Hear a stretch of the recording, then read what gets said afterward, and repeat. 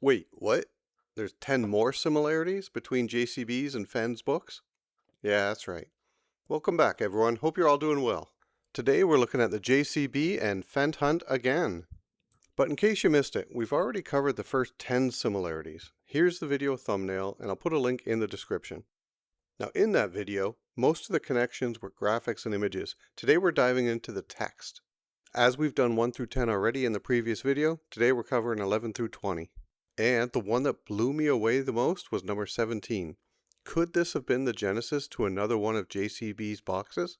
Well, let's get into it and find out. Like and subscribe, everyone. It certainly does help the channel. Number 11. Now this was important to Fenn, and in his book he wrote, "A little piece of me is also inside the box." Oddly, JCB also wrote, "It's as if pieces of my soul are now nestled inside our 5 boxes." Fenn also wrote, "If I put that bracelet in there, I could tell myself, I'm in that treasure chest. I'm a part of it now." And oddly enough, JCB wrote, "I wanted to endow a piece of myself into every part of it." Clearly both men had the same idea about the treasure, the hunt, and what the whole thing meant to them. Number 12. Now this is important to Fenn, as his experience at a competitor's shop really planted the seed for his business model. They used a do not touch mentality with signs everywhere, versus Fenn's touch, we are responsible. So whether you've read that chapter or not, just know that when he was in the competitor's store, that's all they sold was dolls made by Hopi Indians.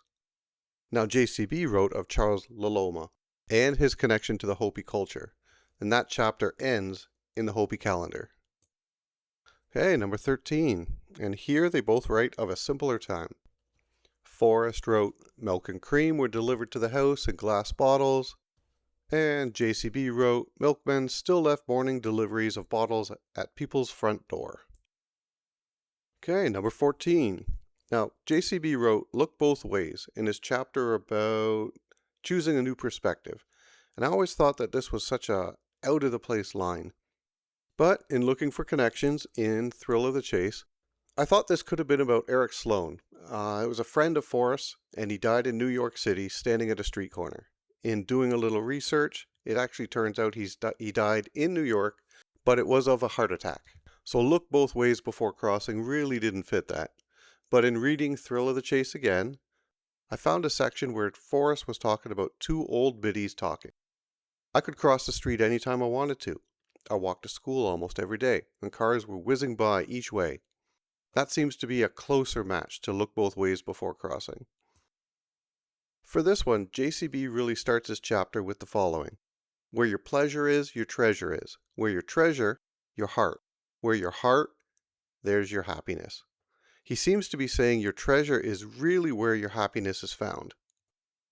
Now Forrest, he starts his book in a similar manner. "Oh, tell me, wise sir, where are the treasures?" And the wise man replied, "Wherever you find them."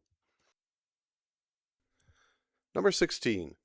And I think this one was pretty important to Forrest, because at the very end, he ends the chapter with, "Once in a while, I do something right."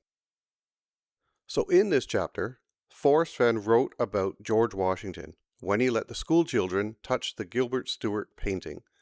"Most children touch the nose," he said. It's that sensory experience coupled with the history that made an impression on the kids. For JCB, well, I don't think too much needs to be said. He had a full chapter on George Washington. Okay, number 17. And truth be told, this is the one that kind of caught me by surprise. Fenn wrote, "I've never been willing to stand idly by and be part of a forgotten history, when I may be able to impact future events." He also wrote, "I've always had a love for history, but those who will be living in the future really arouse my curiosity." Now, oddly enough, JCB wrote, "As much as I love dreaming about the future, I'm grateful for all my connections to the past." He also wrote, "He kept one eye on the future, but his heart was bound to the past." It's that repetitive history to future, past to future, past to future. And then it hit me. Was this the genesis for the past and future box? Okay, number 18. Now we're transitioning into one that I like, and I know not everyone will, as I've had the conversation 2 or 3 times with average success. Okay, Forrest Fenn had his dragon bracelet, JCB had his Pokemon card. For me, it's a match. And hold on, before the Pokemon fans start ripping me a new one here, yes, I understand Charizard is not a dragon Pokemon. But I'm looking at this through JCB's point of view, or at least what I'm reading into what he's told us.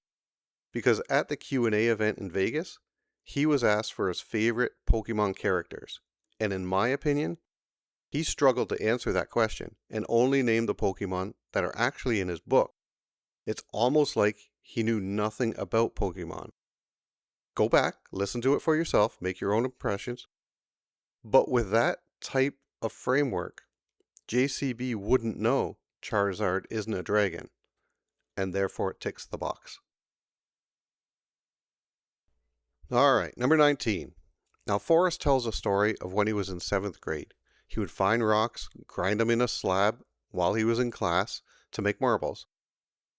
He'd sell these marbles to buy his lunch, and he said, I was beginning to learn the value of money and the advantages of a capitalistic system. On the other hand, JCB authored a children's book titled Our Unbreakable Thread, but it was published by Marble Press. So, Forrest created marbles by grinding the rocks and was the Grand Marble Champion, top, and JCB created a company called Marble Press and was the CEO, again the top. Alright, number 20. Let's end on an easy one. JCB said, you don't have to be a genius to solve the locations. Forrest said, an average person can find it. They seem to be looking at the same demographic for the finder. So there you go, folks. I hope you found this helpful and or interesting. And if you haven't seen the first top 10 video, click this link here. Now we're closing in on our first 100 subs. Not bad for a brand new channel. We did look and we can see that 75% of you who are watching are not yet subscribed. So do us a favor, hit those buttons. We'd appreciate it. Thanks again, and we'll see you in the next video. Cheers.